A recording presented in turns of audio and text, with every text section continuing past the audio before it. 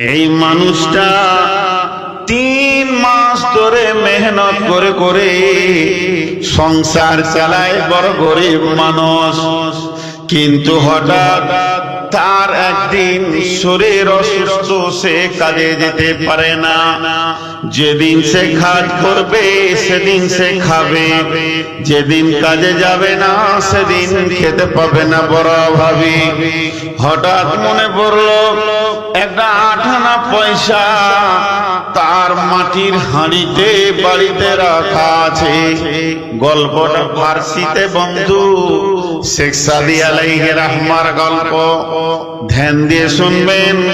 ওই মুরব্বিটা বাড়িতে গিয়ে হাঁড়িটাকে হটিয়ে দেখছে, তখনও পর্যন্ত 8 আনা কয়েনটা রাখা আছে। মনটা বড় খুশি হলো, আজকে তো আমার কাছে 8 আনা আছে, মানে আমি এখন অনেক সম্পদের মালিক। সে 8 আনা পয়সাটা নিয়ে আস্তে আস্তে সে রুটির দোকানে যাচ্ছে। 10 পয়সা দুটি তন্দুর রুটি আনবো, তারপরও আমার 40 পয়সা থেকে যাবে। আর ওই 10 পয়সা রুটিটা আমরা আজকে স্বামী স্ত্রী খাবো, একটা রাত পার হয়ে যাবে। 8 আনা কয়েনটা নিয়ে বাড়ি থেকে বের হয়ে হাঁটছে, তখনও তার বিশ্বাস আমার টাকাটা বড় সুন্দর। রাস্তায় এসেছে, তখনও তার বিশ্বাস আমার টাকাটা চলবে, আমি রুটি আনবো। এরপর একটা রুটির দোকানে গেল। ছেলেটার বয়স 20 বছর 22 বছর, খরিদ্দারের বয়স হলো 80-86 বছর, আর আপনার দোকানদারের বয়স হলো 20 বছর।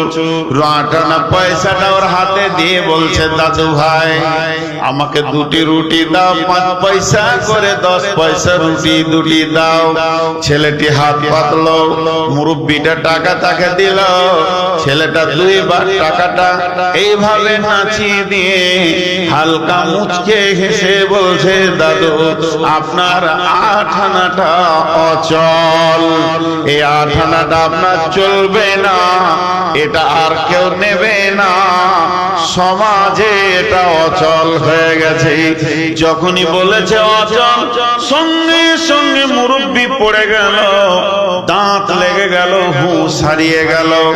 দোকানে যতজন লোক ছিল, তোল তোল, দাদুকে তোল, নানাকে তোল, চাচাকে তোল। বেঞ্চিতে শোয়ালো, তার মাথায় পানি ঢাললো, মুখে ঝিটকা মারলো, গামছা দিয়ে তৈলে দিয়ে পাখা করলো। 30 মিনিট পর মুরব্বির হুঁশ ফিরেছে, উঠে অঝোর নয়নে কাঁদছে। একজন যুবক এসে বলছে, দাদু 8 আনা পয়সার এতই কি আপনার মায়া? আপনাকে আমি 1 টাকা দিছি, কাঁদার কোনো দরকার নাই। আর একজন বলছে, দাদু ভাই 8 আনা পয়সা কি আপনার কাছে এত গুরুত্ব? তখন মুরব্বি বলছে, না ভাই, আমি 8 আনা পয়সার জন্য কাঁদিনি। আমি কেন কেঁদেছি তাহলে তোমরা শোনো। 8 আনা পয়সাটা যখন বাড়িতে ছিল, আমার বিবেক জ্ঞান বুদ্ধি বলছে পয়সাটা চলবে। আমি যখন রাস্তায় আনি তখনও জানি পয়সাটা চলবে। আমি যখন দোকানদারকে দিই 100% আমার ভরসা ছিল পয়সাটা চলবে। এবার একটা বাচ্চা ছেলে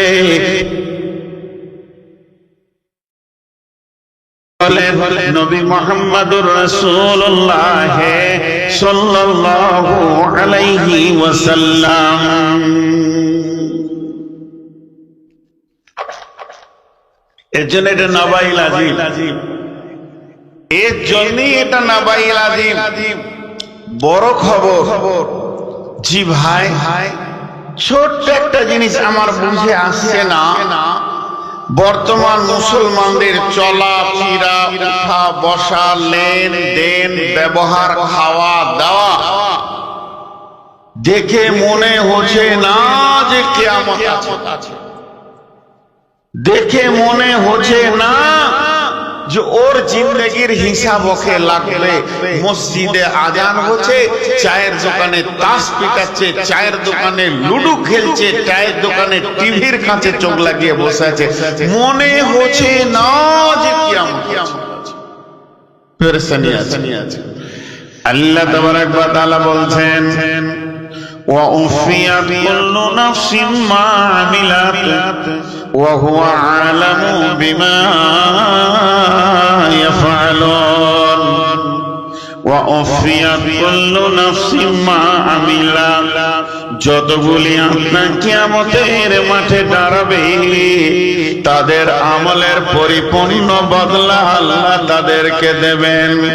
আল্লাহ তাবারক ওয়া তাআলা বদলাতে এতটুকু কম করবেন না, যতটা প্রয়োজন ততটা দেবেন। ওয়া হুয়া আ'লামু বিমা ইয়াফআলুন, তিনি এমন একজন আল্লাহ, আমি সারা জীবনে কি করেছি তার কাছে হিসাব আছে। আমার সারা জীবনের কোনো একটা জায়গা গোপন করার ক্ষমতা হয়নি। আমার আল্লাহর কাছে জিন্দেগির হিসাব গুলো রেডি হয়ে আছে। তাই আমার আল্লাহ বলছেন ওয়া হুয়া আ'লামু বিমা ইয়াফআলুন, যার হাতে আমার হিসাব, যার হাতে আমার জান্নাত, যার হাতে আমার জাহান্নাম, যার হাতে আমার জিন্দেগির সুখ দুঃখ, ওরে হাতে আমার চাবি। আমার জিন্দেগির কতগুলো আমল কেমন কেমন আমি করেছি, কোন আমলটা আমি করেছি, কোনটা করিনি, কোনটা ছাড়া গেছে, নেকি করেছি না গুনাহ করেছি, আমার রবকে কোনো সাক্ষী লাগবে না।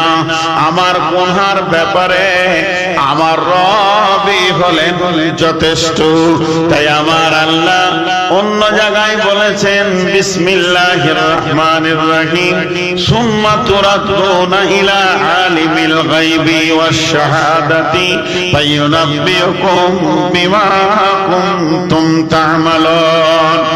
এমন একজনের কাছে মরার পর তোমাকে নিয়ে যাওয়া হবে, সেই জন তোমার সমস্ত খবর রাখে।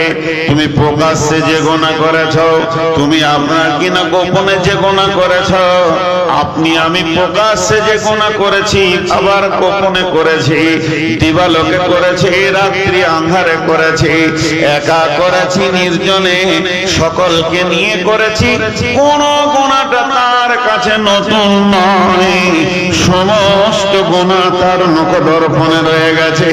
তাই আমার আল্লাহ বলছেন শুনেলে আমি তোকে পরিপূর্ণ তোর আমলের বদলা দিয়ে দিব। ওয়া উফিয়াত কুল্লু নাফসিম মা আমিলাত ওয়া হুয়া আ'লামু বিমা ইয়াফআলুন।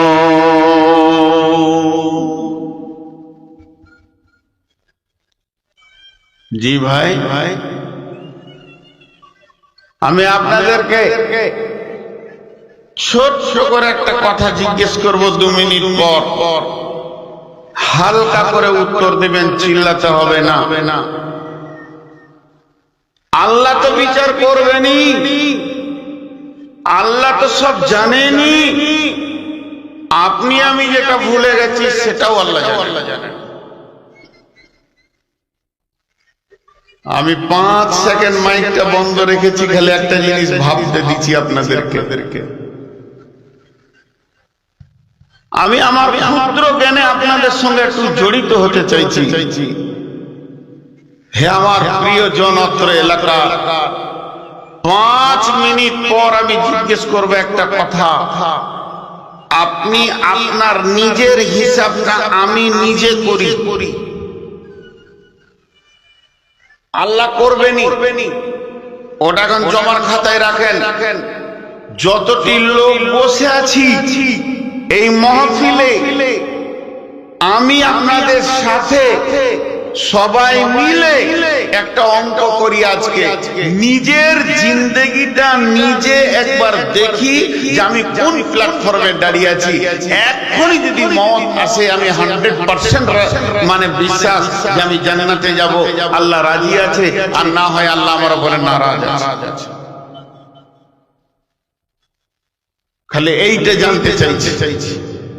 জি ভাই, একটিবার ছোট্ট একটা গল্প শুনে আপনাদেরকে। এটা এর আগে অনেক আগে বলেছি একবার। একটা মুরব্বী, বয়স হলো তার 78-80, বন্ধু জীবনে কয়েকটি যুগ সে পার করে দিয়েছে, 86-85 বয়স, 12টা 8টা যুগ সে পার করে দিয়েছে জিন্দেগিতে। চুলগুলি দাড়িগুলি ভুরু সমস্ত তার সাদা হয়ে গেছে। এই মানুষটা 3 মাস ধরে মেহনত করে করে সংসার চালায়, বড় গরিব মানুষ। কিন্তু হঠাৎ তার একদিন শরীর অসুস্থ, সে কাজে যেতে পারে না। যেদিন সে কাজ করবে সেদিন সে খাবে, যেদিন কাজে যাবে না সেদিন খেতে পাবে না, বড় অভাবী। হঠাৎ মনে পড়লো একটা 8 আনা পয়সা তার মাটির হাঁড়িতে বাড়িতে রাখা আছে। গল্পটা ফার্সিতে বন্ধু, শেখ সাদি আলাইহি রাহমার গল্প। ধ্যান দিয়ে শুনবেন। ওই মুরব্বিটা বাড়িতে গিয়ে হাঁড়িটাকে হটিয়ে দেখছে, তখনও পর্যন্ত 8 আনা কয়েনটা রাখা আছে। মনটা বড় খুশি হলো, আজকে তো আমার কাছে 8 আনা আছে, মানে আমি এখন অনেক সম্পদের মালিক। সে 8 আনা পয়সাটা নিয়ে আস্তে আস্তে সে রুটির দোকানে যাচ্ছে। 10 পয়সা দুটি তন্দ্রু রুটি আনবো, তারপরও আমার 40 পয়সা থেকে যাবে। আর ওই 10 পয়সা রুটিটা আমরা আজকে স্বামী স্ত্রী খাবো, একটা রাত পার হয়ে যাবে। 8 আনা কয়েনটা নিয়ে বাড়ি থেকে বের হয়ে হাঁটছে, তখনও তার বিশ্বাস আমার টাকাটা বড় সুন্দর। রাস্তায় এসেছে, তখনও তার বিশ্বাস আমার টাকাটা চলবে, আমি রুটি আনবো। এরপর একটা রুটির দোকানে গেল। ছেলেটার বয়স 20 বছর 22 বছর, খরিদ্দারের বয়স হলো 80-86 বছর, আর আপনার দোকানদারের বয়স হলো 20 বছর। 8 আনা পয়সাটা ওর হাতে দিয়ে বলছে, দাদু ভাই আমাকে 2টি রুটি দাও, 5 পয়সা করে 10 পয়সা রুটি 2টি দাও। ছেলেটি হাত পাতলো, মুরব্বিটা টাকা তাকে দিল। ছেলেটা 2 বার টাকাটা এইভাবে নাচিয়ে দিয়ে হালকা মুচকে হেসে বলছে, দাদু আপনার 8 আনাটা অচল, এই 8 আনাটা আপনার চলবে না, এটা আর কেউ নেবে না, সমাজে এটা অচল হয়ে গেছে। যখনই বলেছে অচল, সঙ্গে সঙ্গে মুরব্বি পড়ে গেল, দাঁত লেগে গেল, হুঁশ হারিয়ে গেল। দোকানে যতজন লোক ছিল, তোল তোল, দাদুকে তোল, নানাকে তোল, চাচাকে তোল। বেঞ্চিতে শোয়ালো, তার মাথায় পানি ঢাললো, মুখে ঝিটকা মারলো, গামছা দিয়ে তৈলে দিয়ে পাখা করলো। 30 মিনিট পর মুরব্বির হুঁশ ফিরেছে, উঠে অঝোর নয়নে কাঁদছে। একজন যুবক এসে বলছে, দাদু 8 আনা পয়সার এতই কি আপনার মায়া? আপনাকে আমি 1 টাকা দিছি, কাঁদার কোনো দরকার নাই। আর একজন বলছে, দাদু ভাই 8 আনা পয়সা কি আপনার কাছে এত গুরুত্ব? তখন মুরব্বি বলছে, না ভাই, আমি 8 আনা পয়সার জন্য কাঁদিনি, আমি কেন কেঁদেছি তাহলে তোমরা শোনো। 8 আনা পয়সাটা যখন বাড়িতে ছিল, আমার বিবেক জ্ঞান বুদ্ধি বলছে পয়সাটা চলবে। আমি যখন রাস্তায় আনি তখনও জানি পয়সাটা চলবে। আমি যখন দোকানদারকে দিই 100% আমার ভরসা ছিল পয়সাটা চলবে। এবার একটা বাচ্চা ছেলে